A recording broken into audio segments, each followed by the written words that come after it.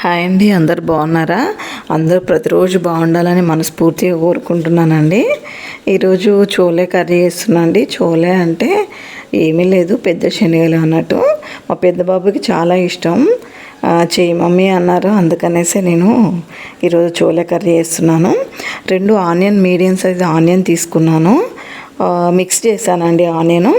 అలాగే ఇప్పుడు మిక్స్ చేసి పక్కన పెట్టేసుకొని ఆయిల్ వేడెక్కిన తర్వాత జీలకర్ర, ఆవాలు వేసిన తర్వాత ఆనియన్ పేస్ట్ వేసాను. ఆనియన్ పేస్ట్ వేసిన తర్వాత కొత్తిమీర, మిర్చి, అలాగే కరివేపాకు వేసాను. మనకి ఆనియన్ పేస్ట్ వేగిన తర్వాత బ్రౌనిష్ కలర్ వచ్చిన తర్వాత పసుపు వేసుకున్నాను. 2 స్పూన్ల పసుపు వేసుకున్నాను.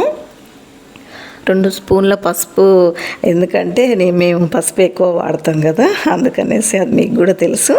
పసుపు కొంచెం పచ్చివాసన పోయిన తర్వాత అల్లం వెల్లుల్లి పేస్ట్ వేసానండి. అల్లం వెల్లుల్లి పేస్ట్ వేసిన తర్వాత కలపాలి, ఎందుకంటే అది అడుగంటుతుంది, కలపకపోతే అడుగంటుతుంది. అది కూడా పచ్చివాసన పోయే వరకు ఒక 1 మినిట్ కలుపుతూ ఉండాలి. నేను ఇప్పుడు ఒక చిన్న సైజు టమాటాలు తీసుకున్నా, ఒక 5 తీసుకున్నాను టమాటాలు. అది మిక్స్ చేశాను. మిక్స్ చేసి టమాటా గ్రేవీ వేసేసాను. నేను వేసిన తర్వాత పచ్చివాసన పోయే వరకు ఒక 5 మినిట్స్ సిమ్లో ఉంచాలి. స్టవ్ సిమ్లో ఉంచిన తర్వాత ఏంటంటే మూత పెట్టాలి. మూత పెట్టిన తర్వాత మన పచ్చివాసన పోతుంది. ఒక 5 మినిట్స్ ఉంచేస్తే ఇప్పుడు ఆయిల్ మీదిగా తేలుతుంది కాబట్టి మనకి గ్రేవీ రెడీ అయిపోయిందని అర్థము.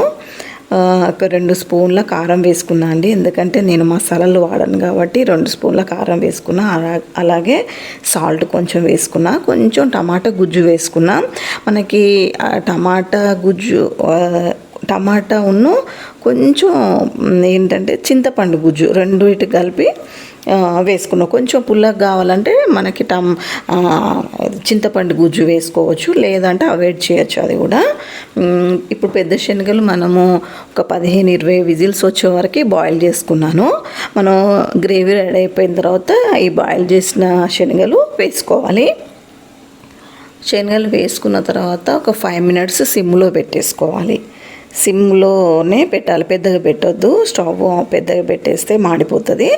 మనకు వేడి వేడి చోలే కర్రీ రెడీ అయిందండి. చపాతీలోకి బాగుంటుంది. ఓకే అండి, థ్యాంక్ యూ.